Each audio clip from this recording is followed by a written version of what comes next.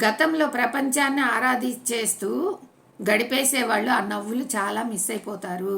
వాళ్ళు కళ్ళు తెరిచి చూసేసరికి ఆ పసిబిడ్డల కేరింతలు, ఉయ్యాలలు కాస్త మారిపోయి ఎదిగిన మానవుల గంగాళంలా కనపడుతుంది.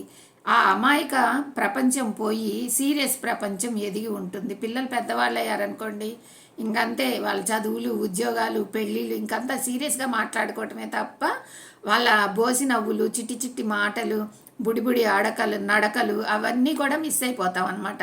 అందుకే మనం చిన్నపిల్లలు ఉన్నప్పుడు వాళ్ళని ఎప్పుడు మిస్ అవ్వకూడదు. ఎప్పుడు కూడా వాళ్ళతో మన ఆనందాన్ని పంచుకోవాలి, మన సంతోషాన్ని పంచుకోవాలి. మానవ ప్రపంచంలో పసిబిడ్డలే నిజమైన ప్రకృతి జీవులు. నిజంగా మానవ ప్రపంచంలో నిజమైన ప్రకృతి ఏంటంటే పసిబిడ్డలే. పసిబిడ్డల బోసి నవ్వులే ప్రకృతిలో జీవాలన్నమాట. సహజ జీవులు, మనతో కలిసి ఉండే వాళ్ళు ఆనందించటం అంటే ఏమిటో తెలిసిన ఏకైక జీవులు వాళ్ళు. వాళ్ళకి ఒక బాధ కానీ విచారం కానీ, మనం ఇంట్లో ఎంత విచారం. ఒక విషయం చెప్పాలంటే, తండ్రి చనిపోయినా, తల్లి చనిపోయినా, కుటుంబం మొత్తం కూడా పోయినా కూడా ఒక పసిబిడ్డ మిగిలిందంటే తను బోసి నవ్వులతో నవ్వుతూనే ఉంటుంది. ఎందుకంటే తనకు తెలీదు, తను వాళ్ళందరినీ కూడా పోగొట్టుకున్నానని కూడా తెలియని స్థితిలో ఉంటుంది. అంటే దైవ స్థితిలో ఉంటుందన్నమాట. అదే సహస్రార స్థితిలో ఉంటుంది ఆ పాప. అందుకని తను నవ్వుతూనే ఉంటుంది. ఆ నవ్వు చూసి ఎదుటి వాళ్ళందరికీ కూడా బాధ కొంతవరకు పోతుందన్నమాట. బిడ్డ ఆనందంగా ఉంది, ఆమెను మనం కదిలించకూడదు అని చెప్పి అనుకుంటామన్నమాట. దీని వివరణ ఏమిటంటే, స్వర్గపు ప్రపంచపు నిజమైన ఆనందాల నుంచి వాళ్ళు ఇప్పుడే కొత్తగా వచ్చారు భూమి మీదకు.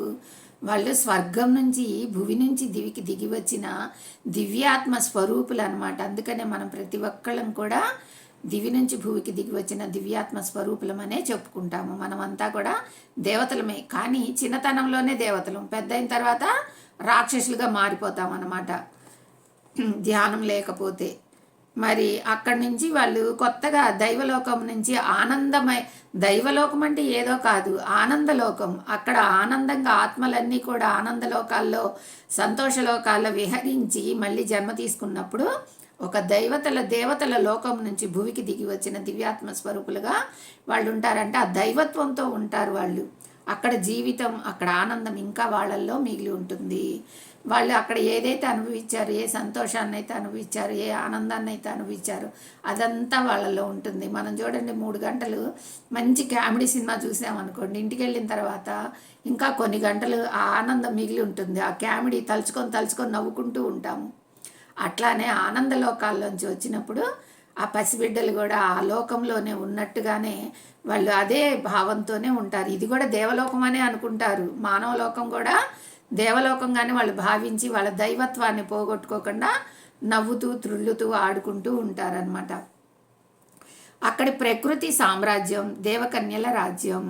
మనలాంటి ఐహిక జీవులు కని విని ఎరుగని అందాల రాజ్యం అది. చాలా ఒక అద్భుతమైన రాజ్యం అని చెప్తున్నారు, ఒక దేవలోకం అని చెప్తున్నారు, ఒక దేవకన్యల రాజ్యం అని చెప్తున్నారు. దేవకన్యలు రాజ్యం ఎలా ఉంటుంది, అందంగా అలంకరించుకొని దేవకన్యలు ఆ సౌందర్యం, వాళ్ళ అలంకరణ అలాగ తిరుగుతూ ఉంటే ఇక ఆనందమే ఆనందం అనమాట.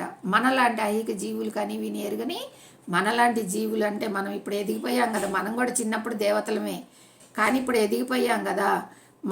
మనకు తెలియని రాజ్యం అది అని చెప్తున్నారంటే మనం మర్చిపోయాం ఆ రాజ్యాన్ని. మనం ఇక్కడ పెరిగి పెద్దయ్యాక ఇక్కడ సాంప్రదాయపు రంగులు పులుముకున్నాము. మనం పెరిగి పెద్దయ్యాము, వాళ్ళతో మాట్లాడకూడదు, వీళ్ళతో మాట్లాడకూడదు, అలా అలంకరించుకోకూడదు, ఇలా అలంకరించుకోకూడదు, ఇలా నడుచుకోవాలి, అలా నడుచుకోవాలి, ఇలాగ సామాజిక ప్రపంచంలో పడిపోయి ఆ రంగులన్నీ మనం పులుముకొని సీరియస్గా ఎవరైనా కనిపిస్తే నవ్వకూడదు, సీరియస్గా ఉండాలి వాళ్ళ ఎదురుగా. వాళ్ళతో ఎక్కువ మాట్లాడకూడదు, చాలా తక్కువ ఇలాగ సాంప్రదాయాలన్నిటిని మనం కూడా రంగులుగా పులుముకొని మనం మరబొమ్మల్లాగా తయారయ్యాం. మన లోపల ఉన్న ఆనందాన్ని, సంతోషాన్ని ఎవరితో పంచుకోము, ఎక్కడా వ్యక్తం చేయము. ఒక మరబొమ్మ మాదిరిగా మనం ఉంటామన్నమాట. ఎందుకంటే ఈ సమాజంలో ఉన్న రంగులన్నీ మన మీద, సాంప్రదాయం అనే రంగులు మన మీద పులుముకోవటం వల్ల గౌరవ మర్యాదల రంగు పులుముకుంటాం. మరి గౌరవ మర్యాదలు కూడా మనం ఇది తక్కువ జాతి వాళ్ళతో కలిసి తిరగకూడదు, తక్కువ జాతి వాళ్ళతో మాట్లాడకూడదు, ఎందుకంటే గౌరవం పోయిద్ది. మన మనసులో మాట దబిక్కిన ఏదైనా చెప్పాలన్నా వాళ్ళ ముందు ఈ మాట చెప్తే గౌరవం దక్కదు, వాళ్ళని గౌరవించాలి, వాళ్ళు పెద్దోళ్ళు అన్నట్టుగా ఉంటామన్నమాట. దీనికి సమానమైన పరిస్థితి జంతురాజ్యంలో చూడవచ్చు. జంతురాజ్యం ఎంతో మనం పెరిగి పెద్దయ్యాక కూడా మనం కూడా జంతువులతోనే సమానం అనమాట. సింహం పిల్లలు కూడా పసితనంలో సంతోషంగా ఉంటాయి. పుట్టిన కొత్తల్లో వాటికి భయమే ఉండదు. అవి అప్పుడే హాస్టల్ ప్రపంచం నుంచి వచ్చి ఉంటాయి కదా. హాస్టల్ ప్రపంచంలో భయం అనేది ఉండదు.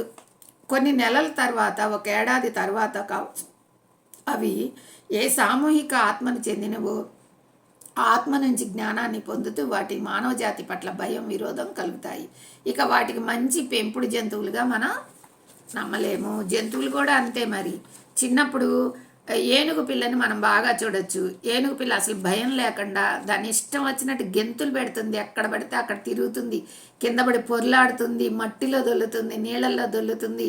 అసలు వాళ్ళ అమ్మ ఎప్పుడు ఇంకా తొండంతో దాన్ని కొట్టి దగ్గరికి లాక్కుంటూ ఉండాలన్నమాట. లేకపోతే అసలు వాళ్ళ అమ్మను కూడా వదిలేసి వెళ్ళిపోతుంది. ఎందుకంటే తను కూడా అలాగా హాస్టల్ ప్రపంచం నుంచి వచ్చిన ఆత్మే కదా, అందుకని అలా ఉంటుంది. కానీ కొంచెం పెరిగి పెద్ద అయిన తర్వాత కావటి వాడికి భయపడుతుంది. వాడు ఎందుకు సూదులతో గుచ్చుతాడు, కర్రకు ఒక సూది గుచ్చుకొని అటు ఇటు తిరుగుతుంటే దాన్ని గుచ్చి కట్టేస్తాడనమాట.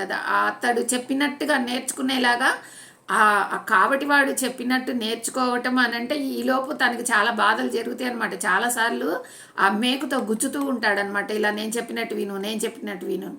అప్పుడు ఆ భయం, వాడిని చూస్తే భయం. మరి మానవులను చూస్తే భయం. నన్ను ఎక్కడ కట్టేసి తీసుకెళ్తారో, నా దంతాలు ఎక్కడ లాగేస్తారు, నా ప్రాణాలు ఎక్కడ తీస్తారోనని భయం ఏర్పడుతుందన్నమాట. అట్లాగే మనం సమాజంలో పెరిగిన తర్వాత ఆ బాల్యతత్వాన్ని, ఆ బాల్యాన్ని కూడా మర్చిపోతాం. కానీ బాల్య స్థితిలో ఉన్నప్పుడు మనం కూడా దేవతలమే అన్నమాట. కానీ ఇప్పుడు కూడా మనం ఆ స్థితిలో ఉండొచ్చు, ఆనందాన్ని మనం పొందొచ్చు అని చెప్పేసి చెప్తున్నారు ఈరోజు స్వాధ్యాయం ఇదే ఫ్రెండ్స్. మరలా తిరిగి రేపు మరిన్ని విశేషాలతోటి మనం ఈ స్వాధ్యాయాన్ని చదువుకుందాము. Thank you friends. Thank you.